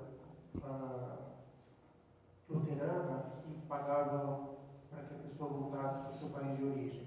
Tá. Na verdade, a igreja católica, né? Igreja católica. Aham. E a maneira como você escreveu, como você se sentiu e o conselho que o Érico deu para você depois para você. Você lembra? Assim, você está falando da crítica de algumas pessoas ao dizer que o livro não era cristão? Aí você, não? De como você se sentiu no primeiro momento ao escrever, quando ele lança o olho para o... Tá, sim. Tá. O Marco, que é esse personagem, que é um tipo do esteta, tá? Ao extremo. Ele vai para estudar, na verdade, esse é o objetivo dele, mas lá ele transforma esse objetivo de estudar. Na verdade, assim, eu também retrato no livro o seguinte, essa mudança, o fim da Alemanha Oriental, eu conheci brasileiros que, assim, houve assim, ficaram completamente desbaratados. Modéstia à parte, eu fui o único que não perdi, vamos dizer assim, o norte, talvez porque, embora não fosse cristão ainda, mas eu tinha como objetivo maior me tornar escritor. E também outra coisa, isso aqui, é bom começar a trabalhar desde cedo, tá? Então, aos meus 17 anos eu já comecei a trabalhar, né? Então, assim, eu entrei muito cedo no Banco do Brasil, na época eu trabalhava no Banco do Brasil, então eu já tinha uma certa disciplina. Quando houve essa unificação das duas Alemanhas, assim, grande parte dos brasileiros chegaram a ter 15 na universidade, todo mundo ficou perdido, completamente perdido. Por quê? Porque esse pessoal foi para lá, assim, amparado pelos partidos de esquerda aqui no Brasil, né? Alguns foram pelo PT, outros pelo PCB. Então, assim, o socialismo, aí que talvez seja a tentação maligna do socialismo, e que é o que a gente está vivendo no Brasil, ela torna as pessoas idiotas, ela torna as pessoas crianças. Então, a partir do momento que você tem que trilhar com seus próprios pés, você encontra-se completamente perdido.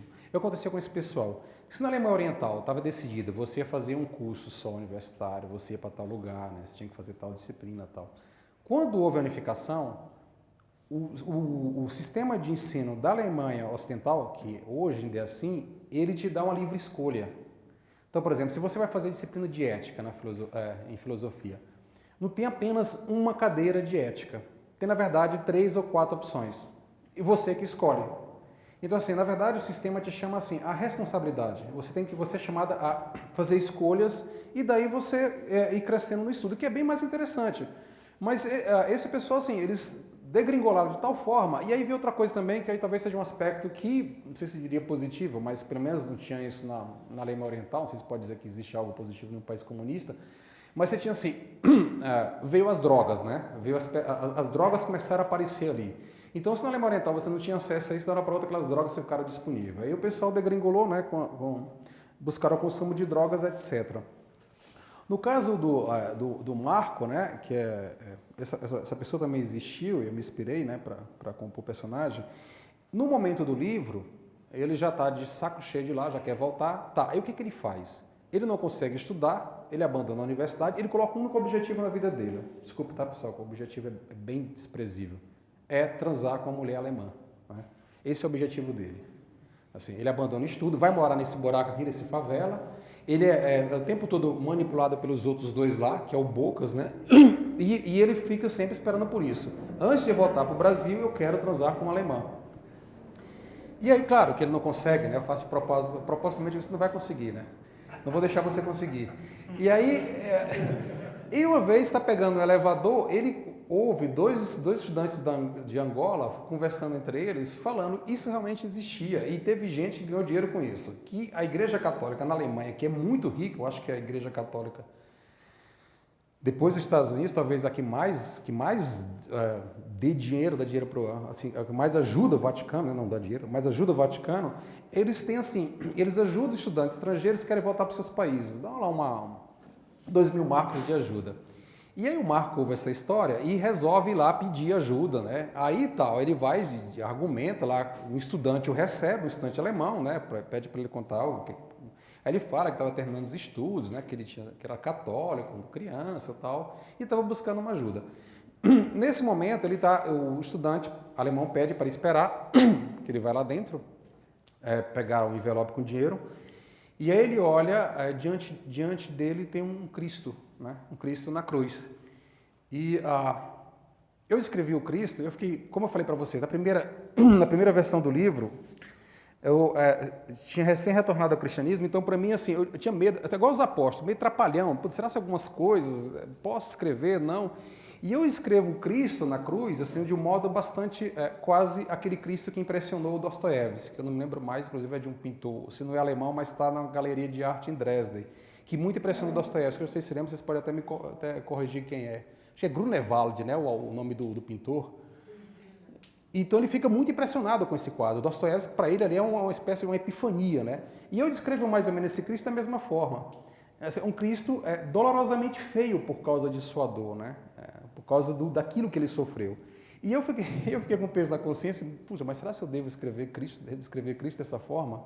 Aí o Érico Nogueira, que vocês conhecem, é um grande poeta, talvez um dos maiores da atual literatura, ele fica assim, tá muito bom isso aqui, não precisa ficar com esses embaraços não, porque a descrição é justa, mesmo porque é a impressão do personagem, que não é um personagem cristão. Então, mesmo que Cristo esteja lá dolorosamente na cruz, ele torna Cristo mais feio. E ele vira as costas, porque o incomoda, né? Por que eu fico olhando para esse sujeito horroroso na cruz, né? Eu prefiro virar as costas, esperando o dinheiro aí, quase como um Judas Iscariotes, né? Esperando aí as moedas de prata. Gessé. A respeito dessa passagem do Cristo, essa passagem do Cristo me fez lembrar uma interpretação que Girard faz lembrar de uma das cartas de Paulo, né? Que o demônio esperava, o príncipe do mundo esperava acabar com Cristo, com sua memória, pela cruz. Porém, a cruz mostrou aquilo de uma forma, mostrou o mal na sua forma tão crua que o efeito foi contrário. Mostrou realmente que a vítima era inocente. Uhum. Então, me ocorreu isso agora. Aqui, parece que é o mesmo efeito. Sim. Parece que é o mesmo efeito. Mas agora o que eu realmente queria dizer era o seguinte, foi uma observação que você fez a respeito do nome, da expressão super-homem, né, que poderia ser erroneamente associada com a do personagem de quadrinhos. Porém, eu acho que dentro da cultura pop, houve um sujeito que parece que resolveu a questão e, de de modo que essa associação não vai parecer tão absurda. Que foi Quentin Tarantino no filme Kill Bill. Há um diálogo entre assassinos. O filme disseca o universo, né, de um bando de acelerados. Né? É um dissecamento de um bando de acelerados. E a personagem Bill faz uma interpretação da mitologia dos quadrinhos. Ele pergunta à noiva, né, a mulher que era a esposa dele, que o mata.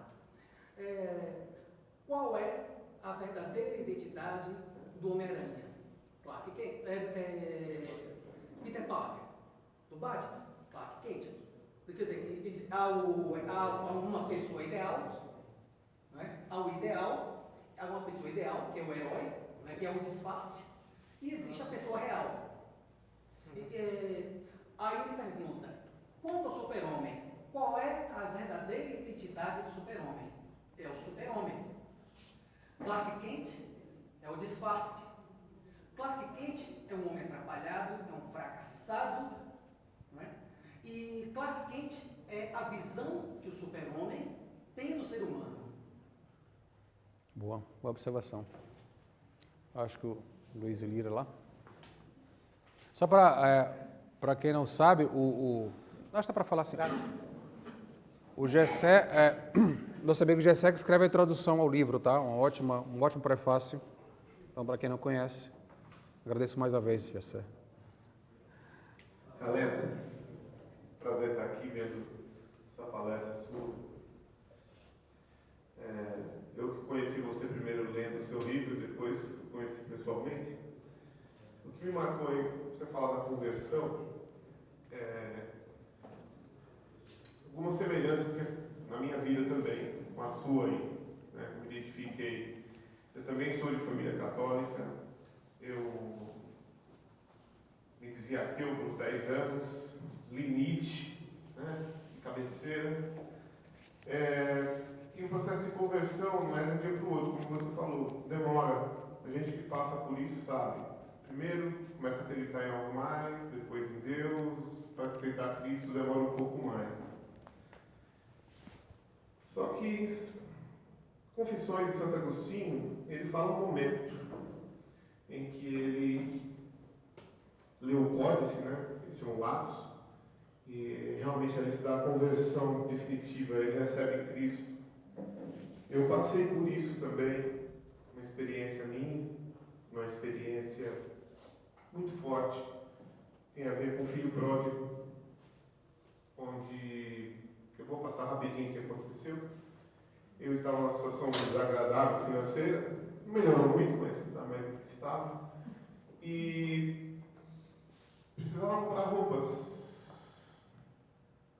Essa passagem me marca muito, porque eu pedi a ele, e depois de 2 dias apareceu um dinheiro na minha conta, não sei de onde, eu descobri que o advogado lá fez um processo com o antigo dono, pôs lá 4 mil da minha conta, eu comprei aquilo tudo de roupa.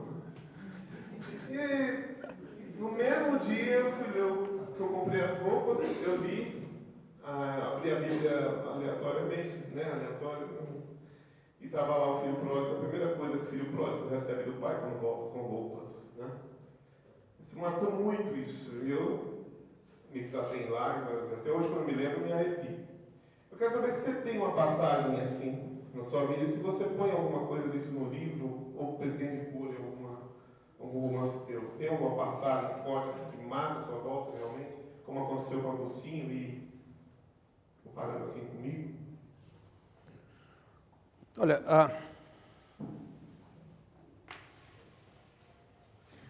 assim, uma experiência marcante não tenho. Eu acho que meu retorno ao cristianismo foi assim, através da literatura.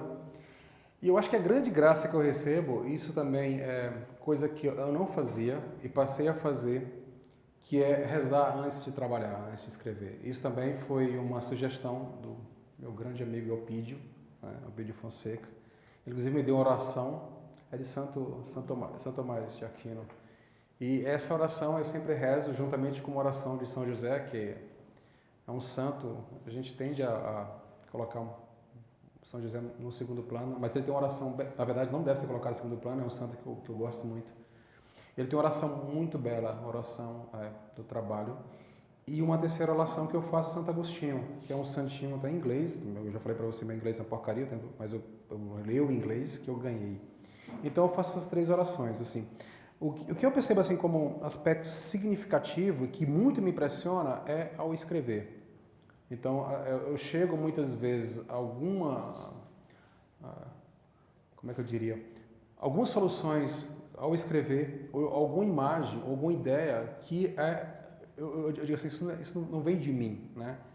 Então, assim, isso é que eu vejo como mais significativo. Fora, de certa forma, além, é claro, que todos nós temos, de uma ordem, sabe? De priorizar aquilo que é importante na existência, de você romper esse ceticismo, né? Que é um grande mal que nos afeta como nós brasileiros. Então, assim, sabe? Passar a odiar o pecado, mesmo que nem sempre é fácil, a gente sempre está caindo, né? Sempre cai e tal. Mas, assim, também não colocar como aspecto importante da existência aquilo que é parte de nós mesmos, sabe? Parte de nossas limitações. Você passa a colocar a tua vida num patamar muito mais elevado, né? D.H. Lawrence, que não era um escritor cristão, até onde ser até ateu, né? Ele tem uma frase bastante interessante. Todo grande escritor ele deve estender o tempo todo, não é mais ou menos isso, são minhas palavras. Todo escritor deve estender o tempo todo as mãos para as chamas que partem de Deus. Então, assim, a minha experiência é mais nesse aspecto. Eu não tive nem algo assim, nada... Não tive meu caminho de Damasco, tá? Assim, admiro quem tenha, mas não foi a minha experiência.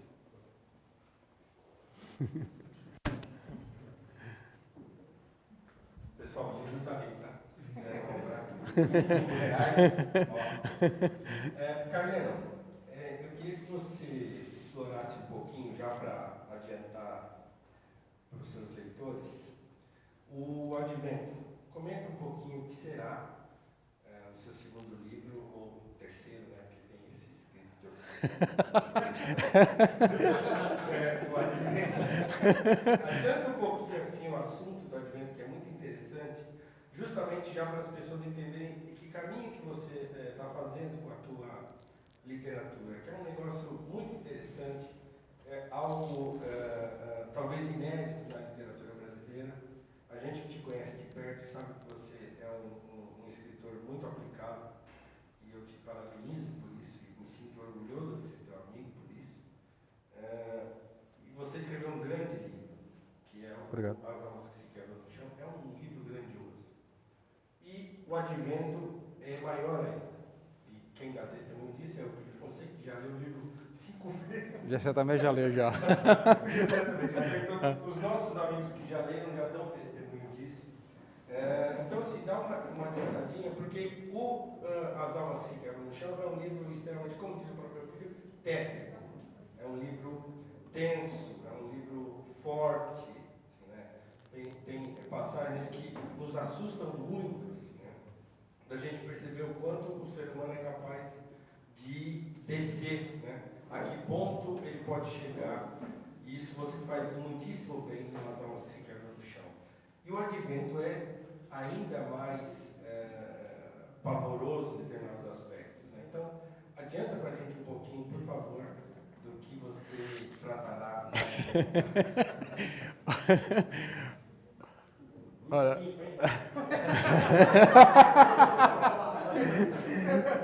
Olha, eu pessoalmente tenho um peso na consciência que eu falei para o Nivaldo Cordeiro na entrevista que eu dei ele há 2 semanas, assim. É que meus romances são muito sombrios. Eu falei assim para o Nivaldo Cordeiro, eu espero um dia escrever um romance que os personagens sejam melhores, os personagens sejam pessoas... Você tem exemplos, não muitos na literatura, mas eu falei agora há pouco Don Quixote, Miguel de Cervantes, o Idiota, Dostoiévski, o nosso próprio aqui, Lima Barreto, com o Policarpo Quaresma. Então, assim, eu espero um dia escrever um romance que não seja tão sombrio. O Advento, infelizmente, ele também é bastante sombrio, né?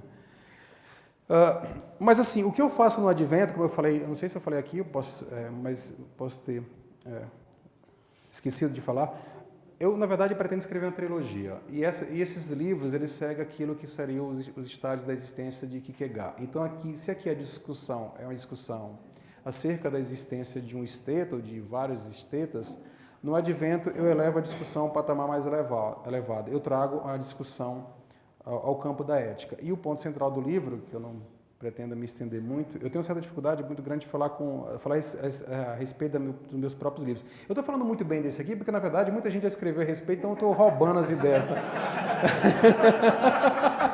Mas acho que se fosse para mim falar eu mesmo, assim, eu acho que não... Agora, isso é magnífico na arte, né? O professor Rodrigo Gugel pode confirmar, e o Paulo escreve poesia, né? O Carlos, lá, nosso amigo Carlos Eduardo, é também um escritor, ainda está aí nos primeiros passos, mas vai chegar a se tornar um grande escritor. O que é fascinante na arte, assim, é que ela, muitas vezes, você chega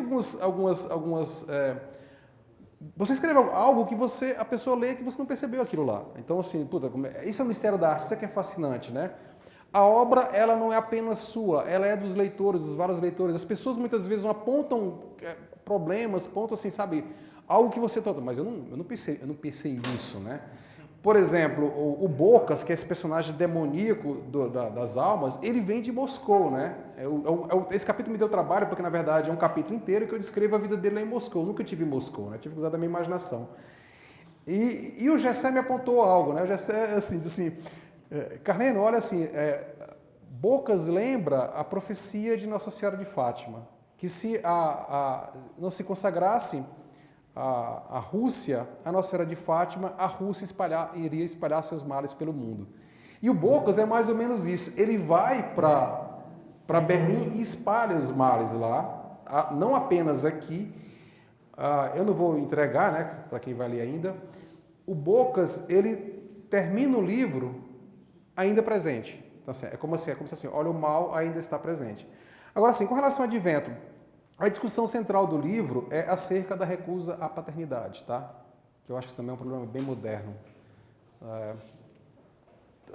As pessoas estão recusando a serem pai e mãe. Então, essa é mais ou menos a discussão que eu trago. Na verdade, o personagem principal chama-se Semei. Esse nome eu tirei da Bíblia. É um personagem interessantíssimo, sempre impressionou muito. Ele está no segundo livro de Samuel e a conclusão da história dele acho que está em Juízes. Ele é um personagem, ele é parente de Saul, né? E Davi está fugindo de Saul e ele começa a jogar pedra em Saul e blasfemar contra Saul. Desculpa, contra Davi, né? Ele joga pedra contra Davi, ele é um parente de Saul, ele começa a jogar pedra em Davi e praguejar contra Davi. E tem uma espécie de braço direito, Davi diz assim, por que deixa esse cachorro ficar blasfemando? Tu quer que eu mate? Davi diz, não, deixa ele quieto. Quando Salomão assume no lugar de Davi, Salomão proíbe Semei de deixar a sua casa. Se você sair da sua casa, quase que uma prisão domiciliar, eu te condeno à morte. E aí é um caso muito triste, porque acho que um animal, se é um cavalo, um burro, acho que é burro, né? Foge lá da propriedade dele e ele sai para resgatar esse animal, e aí Salomão sabe que ele saiu para resgatar esse animal e Salomão condena ele à morte. Então me impressionou sempre muita história desse homem, Semei. Coincidentemente, novamente aquilo que eu estou falando, né? Como é fantástica a conversão. Eu lendo, as 3 semanas eu lendo um dos evangelhos, eu vi lá a árvore genealógica. Quem eu encontro lá na árvore genealógica? De Cristo. Semei. A história assim, né, sempre interessante, né? Me impressionou muito, nossa, Semei, assim, Cristo descende de Semei, esse personagem, coitado, patético, né, trágico. E aí eu coloco o personagem do advento principal, chama-se Semei.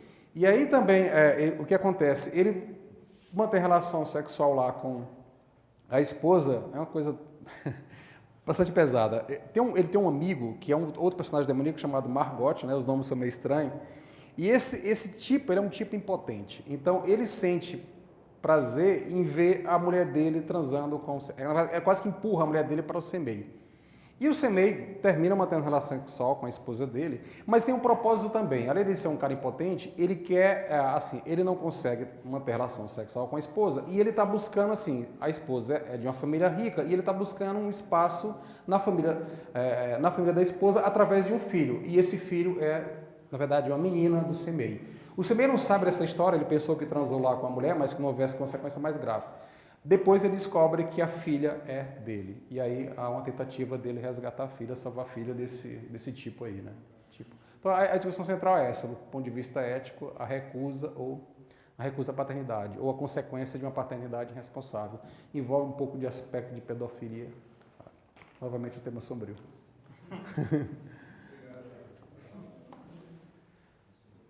Acho que tá bom, né? Ah, pode? Você parece que reescreveu o livro, né? Sim.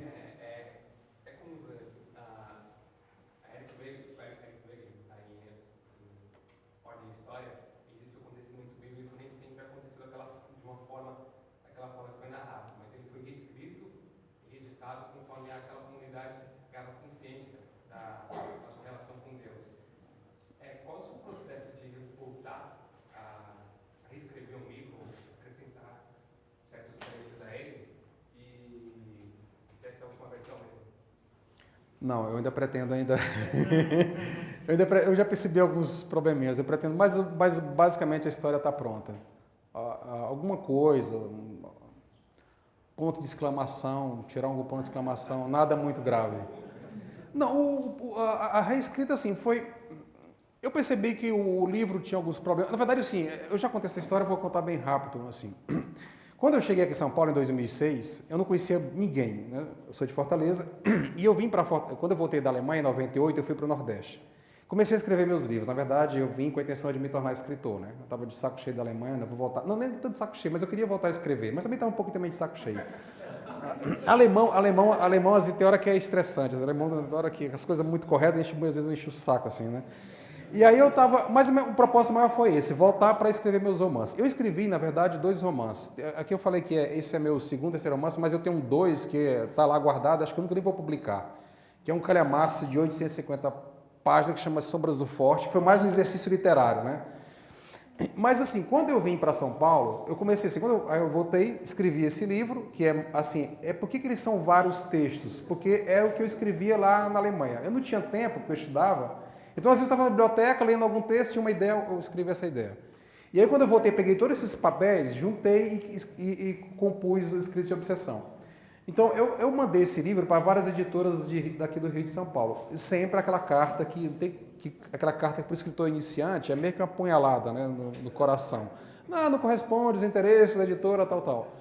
Aí em 2006 eu resolvi, de não saber a coisa, eu vou largar tudo aqui, eu morava nessa época em São Luís, porque meu pai é do Ceará, mas minha mãe é do Maranhão, tinha um emprego lá na universidade, eu vou largar tudo e vou embora para São Paulo na cara e coragem, porque lá vai ser como eu vou conseguir.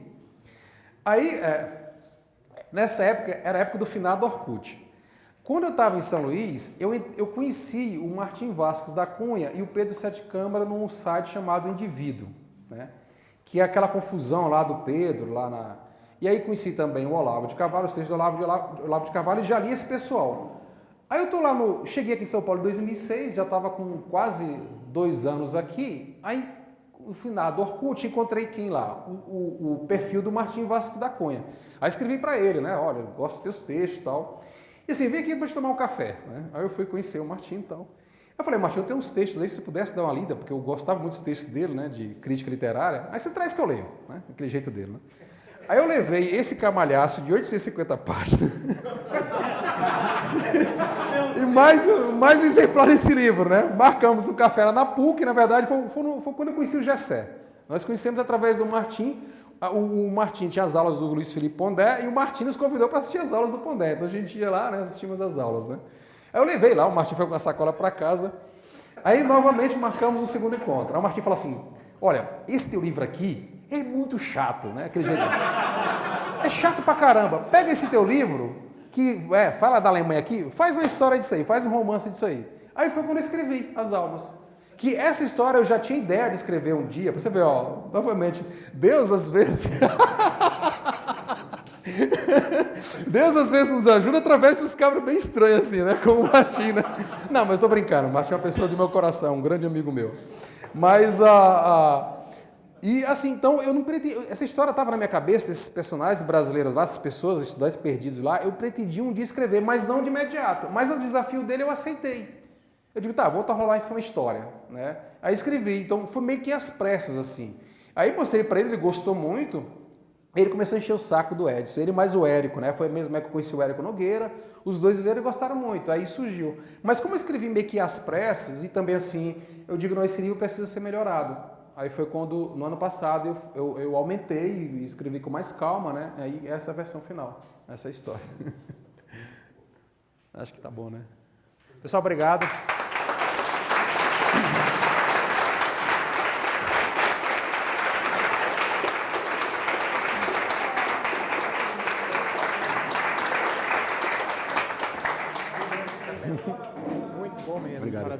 hora.